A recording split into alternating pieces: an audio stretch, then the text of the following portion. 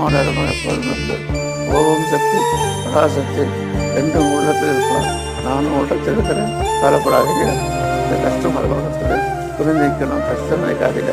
அம்மாவோட ஆசை எப்போ கூட உண்டு. ஓம் சக்தி பராசக்தி. மண்ணமிதச்ச மகிமையென்ன மருவத்தோர வந்த